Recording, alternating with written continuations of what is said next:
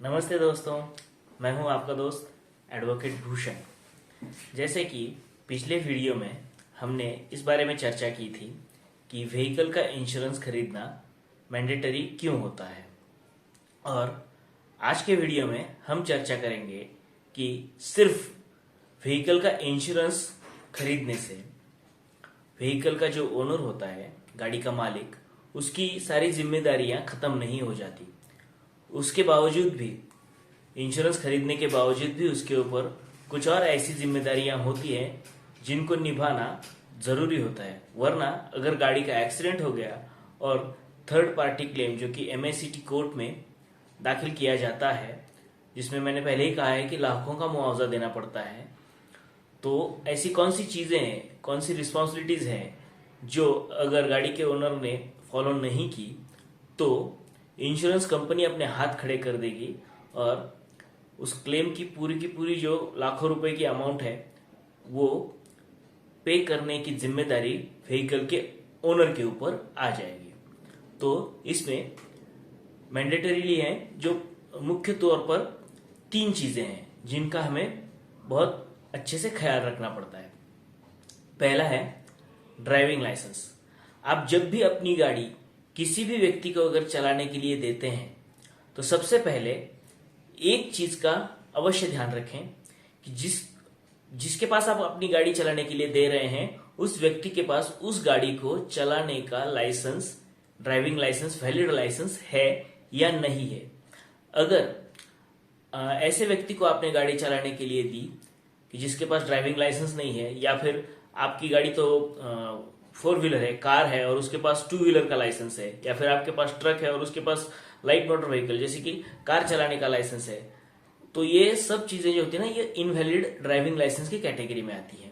और अगर ऐसे टाइम पे एक्सीडेंट हो जाता है और आपके ड्राइवर के पास अगर वैलिड लाइसेंस नहीं है तो इंश्योरेंस कंपनी अपने हाथ खड़े कर देगी।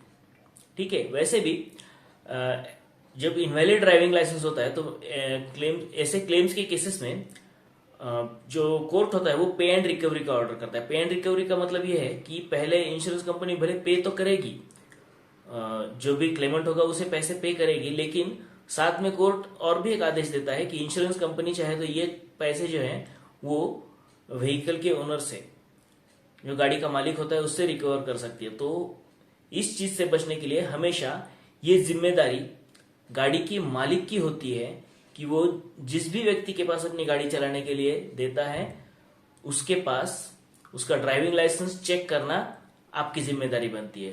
तो हमेशा इस बात का ख्याल रखिए कि ड्राइविंग लाइसेंस देखे बिना अपनी गाड़ी किसी को भी इस्तेमाल करने के लिए ना दे।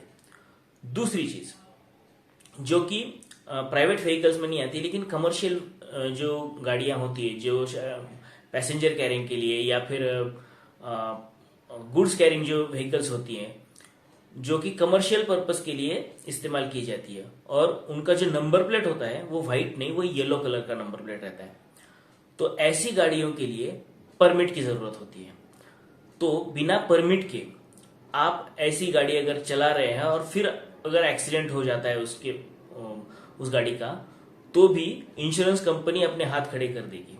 और परमिट में बहुत सारी चीजें जरूरी होती हैं, जैसे कि आपकी गाड़ी गुड्स कैरिंग व्हीकल है, जैसे कि कोई ट्रक हो या फिर कोई ट्रैक्टर हो।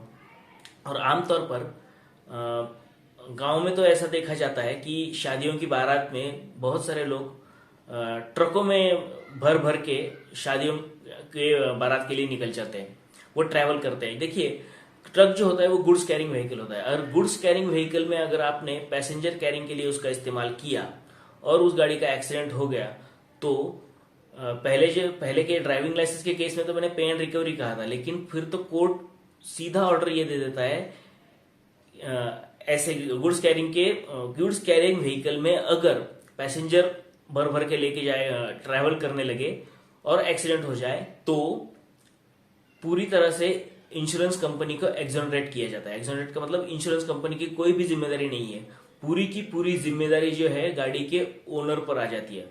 तो आपको लाखों रुपए का मुआवजा क्लेमेंट को देना पड़ सकता है। इसलिए इस चीज से बचें। आपकी गाड़ी किस चीज के लिए इस्तेमाल हो रही है उसका परमिट किस चीज का है। अगर वो पैसेंजर कैरिंग है तो ही आप उसमें पैसेंजर्स भर भर के ले जा सकते हैं, लेकिन गुड्स कैरिंग व्हीकल में आप कभी भी पैसेंजर्स को बिठाकर लेके ना जाएं, ये मेरी आपको सलाह है। तीसरी चीज ये है, तीसरी चीज से पहले एक चीज और बताना चाहता हूं। जो परमिट होता है, परमिट के बारे में ही है। परमिट ऐसा होता है कि ऑल इंडिया परमिट भी होता है, कोई किसी पर्टिकुलर स्टेट का परमिट होता है, या किसी पर्टिकुलर बहुत ज्यादा, एक से ज्यादा स्टेट्स, समझ लो महाराष्ट्र, गुजरात एंड मध्य प्रदेश, इन 3 राज्यों में आपको घूमने के लिए आपके पास परमिट है। वो परमिट का जो एरिया डिफाइन किया हुआ होता है, उस एरिया के बाहर अपना व्हीकल कभी भी लेकर ना जाए, क्योंकि उस एरिया के बाहर अगर एक्सीडेंट हो गया तो भी इंश्योरेंस कंपनी अपने हाथ खड़े कर देगी और पूरा मुआवजा आपको देने की नौबत आ सकती है। उसके बाद लास्ट है, लेकिन वो उतना ज्यादा इंपॉर्टेंट है नहीं, लेकिन अगर आपकी गाड़ी का जो एक्सीडेंट है वो अगर गाड़ी में कोई टेक्निकल डिफेक्ट हो जाता है और उसकी वजह से अगर एक्सीडेंट हो गया, तो ये चीज देखी जाती है कि आपके गाड़ी का फिटनेस सर्टिफिकेट वैलिड है या नहीं। तो 3 चीजें मैंने बहुत महत्वपूर्ण आपको बताई कि पहले तो आपका ड्राइविंग लाइसेंस, दूसरा गाड़ी का परमिट, और परमिट जिस चीज के लिए है उसी चीज के लिए उसका इस्तेमाल करें, और जिस एरिया के लिए परमिट आपका है उसी एरिया में गाड़ी चलाएं। और तीसरा जो है वो फिटनेस सर्टिफिकेट, वो भी हमेशा अपने साथ में रखें। इन 3 चीजों का अगर आप ख्याल रखते हैं तो ही आपको इंश्योरेंस कंपनी, इंश्योरेंस का जो बेनिफिट है वो आपको मिलेगा और आप लाखों रुपए का मुआवजा देने से बच सकते हैं। तो ये था हमारा आज का टॉपिक। अगले टॉपिक में, अगले वीडियो में मैं आपको एक बात बताऊंगा, वो ये है कि अगर किसी व्यक्ति का एक्सीडेंट हो जाता है तो वो क्लेम कहां और कैसे फाइल कर सकता है और उसके लिए आवश्यक कागजात क्या होते हैं। तब तक के लिए शुक्रिया, धन्यवाद।